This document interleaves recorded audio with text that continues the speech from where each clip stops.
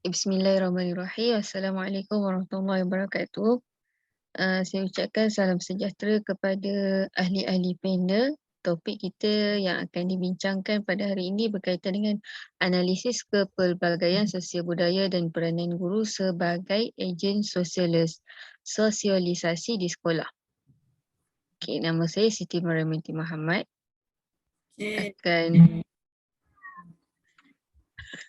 Akan memulakan pembentangan dan kawan-kawan saya lain iaitu Nur Rashidah binti Mustafa dan Nur Syamila Anis binti Syari. Seterusnya,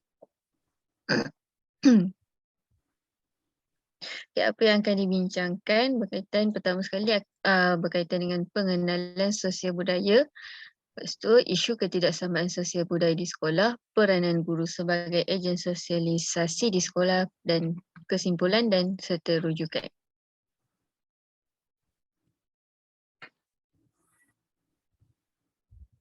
Pertama sekali berkaitan dengan pengenalan tentang sosial budaya. Menurut Kamus Dewan, sosial budaya ini membawa maksud hubungan masyarakat dengan budaya. Sosial budaya juga adalah amalan yang merupakan gaya hidup seseorang atau masyarakat serta peradaban bagi suatu masyarakat. Menurut Santi Sufiah pada tahun 2000, beliau mengkaji berkaitan dengan perbezaan individu yang dihuraikan sebagai variasi atau ketidaksamaan individu. Sosial budaya ini dia tidak kisah melalui sama ada dari segi perbezaan dari sudut kumpulan, sama ada sifat-sifat kognitif, emosi, fizikal, moral, tingkah laku, sosial dari segi bahasa, bakat-bakat, lain-lain aspek yang mungkin terdapat dalam kalangan individu yang terdapat dalam sesuatu kumpulan. Jadinya sosial budaya ini merupakan budaya dari segi kawasan, sama ada kawasan sekolah itu sendiri ataupun sama-sama masyarakat. Seterusnya berkaitan dengan isu ketidaksamaan sosial budaya di sekolah. Okey. Kita teruskan dengan isu yang pertama dari sudut bahasa. Okey, kalau dari sudut bahasa, seseorang memperoleh makna atas sesuatu hal melalui interaksi. Okey, kita bahasa ni dari sudut interaksi, komunikasi dengan orang lain, macam kita dengan orang lain. Okey. Makna tidak melekat pada objek tetapi disepakati melalui penggunaan bahasa. Okey, bahasa adalah bentuk simbol. Simbol yang terbentuk daripada masyarakat. Macam mana ada bahasa tu? Ikut kepada masyarakat setempat tu. Dia berbeza mengikut dialek masing-masing, mengikut kaum masing-masing. Okey, seterusnya. Bahasa seringkali mewujudkan perbezaan kerana ada bahasa ibunda yang berbeza dan bahasa kedua yang berbeza. Contohnya bahasa ibunda yang berbeza dari sudut bahasa Melayu. Bagi kaum Cina, diorang ada bahasa ibunda diorang. Okey, kalau dari sudut bahasa kedua yang berbeza, mungkin kalau kita gunakan bahasa kedua kita English, bahasa Inggeris untuk bagi kalau orang lain tak faham bahasa Melayu, kita gunakan bahasa Inggeris. Okey, seterusnya peranan bahasa merupakan aspek yang penting dalam komunikasi. Lagi-lagi ketika dari dalam kelas lah untuk kefahaman pelajar. So kita kena tahu bahasa yang kebiasaan yang gunakan untuk kita mudah deliver waktu belajar. Senang kita nak berkomunikasi dengan mereka. Selain itu, ini tadi yang saya dah cakap tadi pasal dialek. Ada dialek negeri masing-masing, ada dialek dari ikut daerah masing-masing. So dekat situ adalah perbezaan bahasa dalam kalangan pelajar. Seterusnya isu dari sudut layanan guru. Ini menjadi isu juga untuk ketaksamaan sosial. Okey, antaranya pelajar dari keluarga yang berada akan memasuki sekolah yang berkualiti dan mempunyai guru yang baik serta bermotivasi. Ni dia ada persaingan lah juga, maksudnya kalau di bandar lebih pengajarannya mungkin lebih ada persaingan dari sudut untuk proaktif lah waktu mengajar. Lepas tu seterusnya layanan guru dari sudut pelajar daripada keluarga yang berada akan diberi perhatian. Ini pun ada isu juga. Guru memilih pelajar yang lebih berada berbanding pelajar yang sosioekonomi dia biasa-biasa sahaja. Seterusnya, guru akan kurang memberi motivasi kepada pelajar yang lemah dan daripada golongan yang biasa. Ini pun ada layanan guru berbeza dari sudut pelajar yang lemah dan pelajar yang biasa. Okey, seterusnya isu. Okey, pencapaian akademik. Kita boleh sambung kepada sahabat kita lah, Nur Syamila. Okay, bismillahirrahmanirrahim.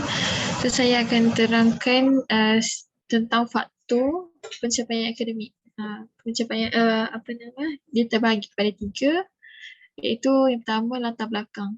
Okay, jadi latar belakang ni dia merujuk kepada pelajar itu sendiri yang mempunyai pencapaian yang rendah di sekolah, disebabkan oleh inilah latar belakang keluarga yang orang kata sederhana lah. Okay. Lepas tu dia juga kita gunakan istilah culturally disadvantage, iaitu bermaksud kekurangan relatif antara pengalaman rumah dengan corak budaya yang diperlukan untuk pembelajaran di sekolah. Contohnya macam kalau dekat rumah tu dia tak ada budaya, contoh macam kalau kat sekolah kita belajar apa semua tu, belajar menulis apa semua, tapi kalau kat rumah tu dia tak ada benda-benda macam tu. Mungkin family dia tak beri penekanan terhadap pembelajaran tersebut. Okay. So sebagai contoh, kebanyakan kawasan luar bandar di Malaysia ni pendapatan keluarga tersebut tu macam ibu bapa dia tadi tu rendah. Bila dia pendapatan ibu bapa rendah tu, maka potensi ibu bapa tu untuk hantar anak-anak dia belajar di peringkat yang lebih tinggi tu kurang lah. Jadi dia hanya menumpukan pada tugas-tugas kerja. Contoh kalau kata di kampung. Kalau bekerja di kampung tu, gajinya kita tahu rendah sikit berbanding dengan di bandar. Okay, jadi kalau di kampung tu mak ayah tu hanya bila contoh macam habis kerja tu tolong mak ayah. Masa tu buat kerja-kerja kampung kan. Okay, seterusnya logat bahasa yang digunakan berbeza. Okay, contoh macam di luar bandar, macam di kampung-kampung, dia akan gunakan bahasa dia. Contoh macam tak ada speaking tak lah. Kalau kita di bandar ni, kita akan gunakan bahasa Inggeris kebanyakannya lah. Jadi latar belakang keluarga tu sendirilah yang membentuk pencapaian pelajar ni tadi tu. Kalau kata mak ayah dia tu mak ayah dia tu berpendidikan tinggi sikit, maka anak dia tu akan lebih bersemangat lah kalau kata nak belajar tadi tu. Kalau kata macam kat kampung tadi, pendidikannya kurang, jadi macam daripada contoh sudut logat bahasa tadi tu, kalau kata bahasa Inggeris tu kurang, sekarang kan banyak guna bahasa Inggeris kan. Jadi bila communication tu berbeza, pencapaian akademik pun dia akan efek jugalah masa tu. Betul ke? Okay, seterusnya suasana persekitaran rumah yang tidak memenuhi kehendak pembelajaran kanak-kanak tu tadilah, pelajar tadi. Itu kalau kat sekolah dia ada budaya menulis, membaca, komunikasi dengan menggunakan bahasa formal, berbanding dengan pelajar-pelajar di kelas menengah di bandar, Ada juga pendapatan keluarga. Macam saya sebut tadi lah, kalau kata dekat kampung tadi pendapatannya rendah. Lepas tu bahasa dia pun dia gunakan bahasa kampung. Tapi kalau di bandar pendapatan ibu bapanya lebih tinggi dan orang kata ni lah bahasanya tu pun berbeza juga. Okey. Seterusnya sosioekonomi keluarga. Sosioekonomi keluarga ni merupakan salah satu faktor juga berkaitan dengan ketidaksamaan pendidikan pencapaian akademik lah. Okey. So dekat sini ada pendidikan imbuhan. Pendidikan imbuhan tu diperkenalkan untuk mengatasi keadaan yang tak seimbang ni lah. Okey, yang mana pendidikan imbuhan ni merupakan konsep baru dalam pendidikan yang wujud selepas Perang Dunia Kedua di negara barat. Okey, yang mana pendidikan imbuhan ni tadi sebelum mewajibkan pendidikan tu, peluang pendidikan ni macam mana dia melanjutkan pelajar tu dia melanjutkan pelajaran ke sekolah menengah ataupun kolej ataupun universiti amatlah terhad. Untuk kanak-kanak kelas sosioekonomi je. Tu yang dimaksudkan dengan ni tadi tu, dengan pendidikan imbuhan tu. Maksudnya pendidikan diorang tu terhad. Nak masuk universiti ataupun sekolah menengah tu terhad pada inilah golongan-golongan tertentu. Contoh kalau kata golongan rendah tu mungkin dia tak berkemampuan. Kalau yang mana yang tinggi tu berpendapatan tinggi macam kat bandar tu, dia berpotensi lah, maknanya dia mampu nak bayar pembiayaan semua tu lah. Okay, tapi dengan adanya konsep ni tadi tu, pendidikan imbuhan tu, dia mewujudkan macam mana kelas-kelas lah. Contoh kalau kata walaupun dia tu tak mampu, tapi dia boleh masuk universiti dengan beberapa syarat lah. Contoh dengan ada scholarship ke, macam tu. Okay, seterusnya macam tadi bahawa sosioekonomi yang rendah ni tadi, pendapatan ibu bapa yang rendah ni tadi, dia secara tak langsung menghalang anak-anak mereka tadi tu daripada sambung pelajaran lah. Itu salah satu kata impak yang besar jugalah, efek yang besar bila pendapatan keluarga ni rendah. Okey, seterusnya menyebabkan masalah keciciran lah yang serius dan pengangguran yang boleh menjejaskan kestabilan dan keamanan sesebuah negara. Macam tadi, bila anak-anak bekerja di kampung contohnya, bila dia dah habis belajar, jadi dia stop sampai situ je. Dia dah tak sambung pelajaran disebabkan tak mampu tadilah. Okay, jadi masalah keciciran ataupun pengangguran tu makin tinggi lah. Okay. So dekat Malaysia ni ada akta laporan keciciran 1973 yang mana Kementerian Pendidikan telah melaksanakan dan melancarkan projek pendidikan wajib pada tahun 1975 yang mana pelajar luar bandar dibekalkan dengan bahan pembelajaran khas lah serta guru yang berkelayakan yang mana telah melalui latihan khas untuk mengajar. Macam tadi pihak kementerian di Malaysia ni dia adakan satu program tadi itulah yang mana bila pelajar tu berada di luar bandar macam contoh kampung kan, maka pihak KPM ni dia dah rancang dah yang mana nak bantulah pelajar-pelajar tadi tu dengan membekalkan bahan pembelajaran dan juga guru yang telah menjalani latihan khas untuk bantu pelajar tersebut lah. Okay, seterusnya mental dan emosi yang berbeza. Okay, mental dan emosi berbeza ni dia pencapaian akademik tadi tu.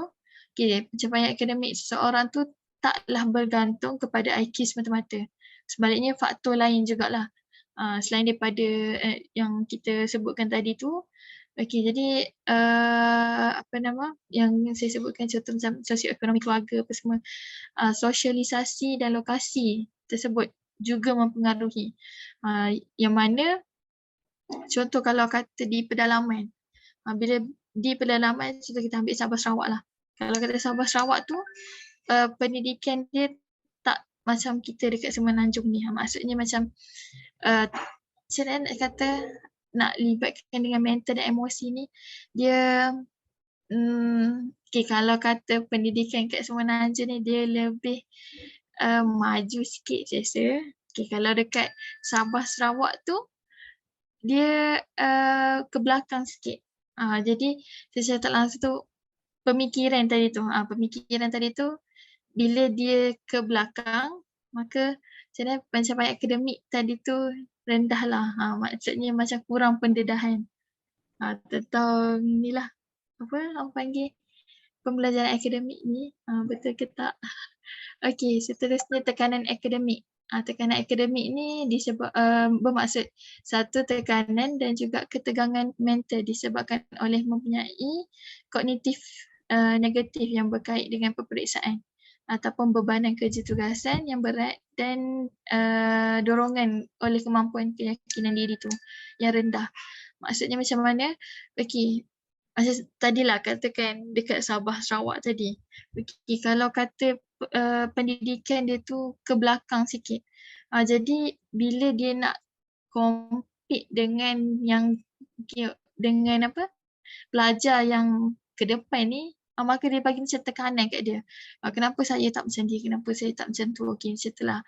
Okey, lepas tu disebabkan peperiksaan tadi. Katakanlah pelajar tu tadi dia tengok result kawan dia tadi tu. Bila dia tengok result kawan dia lebih tinggi sikit, lepas tu dia pun rasa macam kenapa aku rendah, macam tu. So secara tak langsung dia punya mental dan emosi dia tu terganggu lah. Okey, lepas tu disebabkan bebanan kerja ataupun kemampuan diri dia tu, keyakinan diri yang rendah. Contoh kalau kata macam tadi, kita pelajar tu dia lemah. Bila dia lemah dalam sesuatu subjek, dia rasa macam tak confident, dia rasa macam aku ni tak pandai. Jadi dia putus asa kat situ. Mentaliti dia macam aku tak pandai, so aku tak boleh nak achieve benda tu. Macam tu. Okey, seterusnya kemurungan. Yang ini banyaklah berlaku pada zaman sekarang ni kan. Okey, kemurungan yang melibatkan tekanan perasaan yang serius kepada pelajar tadi tu yang boleh memberi implikasi yang buruk. Ni pun disebabkan contoh macam tadilah bila dia peperiksaan tadi, dia tak dapat nak capai target dia ataupun dia tak dapat nak emosi dia. Macam mana tak dapat nak kawal emosi tadi tu. Disebabkan dia tertinggal pelajaran ke, dia tak dapat nak catch up ke apa ke. So dia rasa keyakinan diri tu rendah yang menyebabkan dia tu kemurungan. Bila kemurungan melampau ni, maka dia akan efek lah pada emosi dia tu untuk belajar tadi tu. Terganggu. Itu sahaja daripada saya. Sekian, terima kasih. Okay, terima kasih Syamila. Okay, seterusnya kita sambung kepada peranan guru sebagai ejen sosialisasi di sekolah dalam pembelajaran dan pengajaran. Okey, peranan guru ni banyak. Okey, antaranya ialah mewujudkan persekitaran yang kondusif. Macam mana nak mewujudkan persekitaran yang kondusif ni? Kita wujudkan persekitaran kelas tu yang selesa, yang memudahkan untuk mereka berbincang, bebas untuk berfikir dan mereka seronok untuk belajar. Okey, seterusnya membentuk hubungan sosial yang mesra dan positif. Okey, kita sebagai guru, kita kena bina hubungan yang baik antara pelajar. Kita jangan pilih kasih ke apa, kita kena layan sama rata sahaja dan mesra serta positif terhadap anak-anak pelajar supaya mereka lebih bermotivasi untuk belajar. Okey, seterusnya peranan guru yang lain adalah mengembangkan penguasaan ilmu dan kemahiran. Tugas kita sebagai seorang pendidik, kita kena kuasai ilmu dan kemahiran sebelum kita mengajar tu. Lepas tu kita kembangkan dalam pengajaran dan pembelajaran, mengambil inisiatif kita mengajar tu, kita kembangkan juga idea-idea daripada pelajar. Kita sebagai guru jadi fasilitator untuk membimbing pelajar. Seterusnya menyebarkan budaya ilmu. Macam mana kita nak sebarkan budaya ilmu? Sebagai seorang guru, peranan kita Untuk menyebarkan budaya ilmu ni mewujudkan mini library ke macam tu. Untuk pelajar lebih berminat membaca, dari situ kita dapat sebarkan budaya yang sekolah tu sukakan, cintakan untuk menuntut ilmu ni. Okay, seterusnya kita bagi kepada Maria untuk sambung peranan guru yang seterusnya. Okay, Maria ada ke?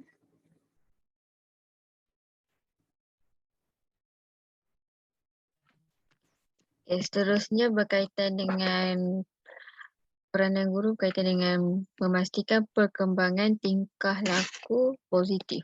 Okay, guru bertanggungjawab dalam memupuk sikap ataupun nilai dan siasat murid yang sempurna, seperti nilai dalam menerapkan kejujuran dalam membuat sesuatu perkara. Okay, seterusnya memelihara peribadi berkaitan dengan ketinggian kualiti peribadi guru untuk menjadi pemangkin kecemerlangan sebuah sekolah tu dan menjadikan murid tu sebagai insan yang berjaya pada masa akan datang. Okay,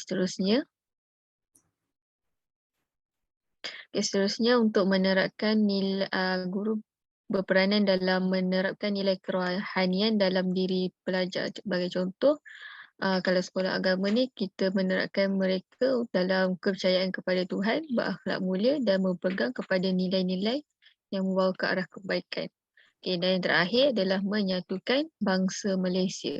Okay, menyatukan bangsa Malaysia ni, guru ni berperanan untuk melahirkan suatu masyarakat yang bersatu padu dan berdisiplin serta memenuhi keperluan tenaga rakyat lah untuk membangunkan negara yang maju hasil daripada satukan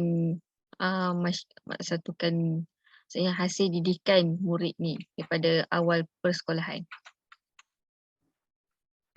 Okay. Sebagai kesimpulannya, pelbagai sosial budaya ni ada kelebihan dan kekurangan, ada kelebihan dia lah. Antaranya boleh mewujudkan suasana yang harmoni dalam kalangan guru dan murid-murid. Okay. Kalau menurut Mansur 2016, pelbagai sosial ni wujud pelbagai perbezaan ketara bila kita nampak dari segi kalau beza bahasa ataupun dialek. Kat situ kan sama ada luar bandar ataupun dalam bandar dia ada beza, tetapi kalau diuruskan dengan baik dia tidak akan menyebabkan konflik ataupun sama ada perlu dipilih kasih atau sebagainya. Kalau menurut Nur Hijrah pula, budaya ni perlu diterapkan lagi dari peringkat sekolah. Dari peringkat sekolah ni kita kena didik mereka, kena didik murid ni untuk tidak berpilih kasih ataupun memilih kawan lah kalau dia macam tu. Okay, itu saja untuk kesimpulan sosial budaya ni. Sekian, terima kasih daripada kumpulan kami.